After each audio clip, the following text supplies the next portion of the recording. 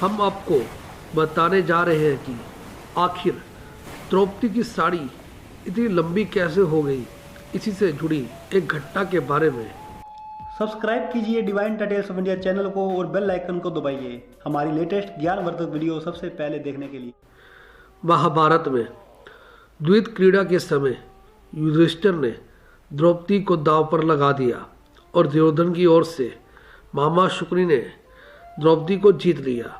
तब दुशासन और दुर्योधन सबने मिलकर द्रौपदी का अपमान किया। उस समय दुशासन द्रौपदी को बालों से पकड़कर घसीटते हुए सभा में ले आया। जब वहां द्रौपदी का अपमान हो रहा था तब भीष्म पितामह, द्रोणाचार्य और विदुर जैसे महान लोग भी बैठे थे, लेकिन वहां मौजूद सभी बड़े दिग्गज मुंह झुकाए बैठे थे। इन सभी को मौन रहने का दंड भी मिला।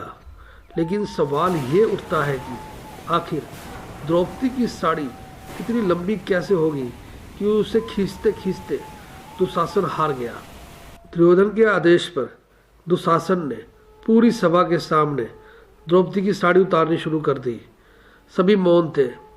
पांडव भी द्रौपदी की लाज बचाने में असमर्थ हो गए और तब द्रौपदी ने आंखें बंद कर भगवान श्री कृष्ण का आह्वान किया। तब द्रौपदी ने कहा कि आज मुझे देखना है कि ईश्वर है या नहीं। तब श्री कृष्ण ने सभी के समक्ष एक चमत्कार किया। द्रौपदी की साड़ी तब तक लंबी होती चली गई जब तक दुशासन बेहोश नहीं हो गया और सभी दंग रह गए। सभी को समझ में आया कि ये चमत्कार है। श्री कृष्ण के द्वारा द्रौपदी की लाज बचाने के पीछे दो कारण थे। पहला ये कि वो उनकी सखी थी और दूसरा ये कि उसने दो पुण्य कार्य किए थे।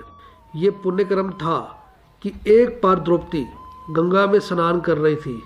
उसी समय वहाँ एक साधु आया। स्नान करते समय साधु की लंगोट पानी में बह गई। वो इस अवस्था में बाहर कैसे निकले, इस कारण वो एक झाड़ी के पीछे छुप गए।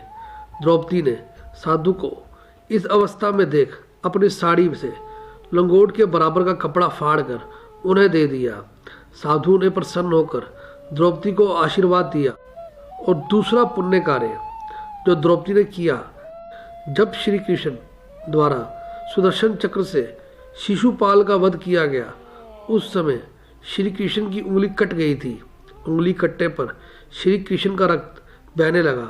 तब द्रौपदी ने अपनी साड़ी फाड़कर श्री कृष्ण की उंगली पर बांध दी। इस कर्म के बदले श्री कृष्ण ने द्रौपदी को आशीर्वाद देकर कहा था कि एक दिन अवश्य तुम्हारी साड़ी की कीमत अदा होगी। इन कर्मों की वजह से ही द्रौपदी की साड़ी को इस पुण्य के बदले ब्याज सहित श्री कृष्ण ने इतना बड़ा कर लौटा दिया कि द्रौपदी की लाज ही बच गई। तो दोस्तों, आपको ये हमारा वीडियो कैसा लगा कमेंट करके जरूर बताएं। फिर मिलेंगे आपसे एक नई वीडियो के साथ। तब तक के लिए जय श्री कृष्ण।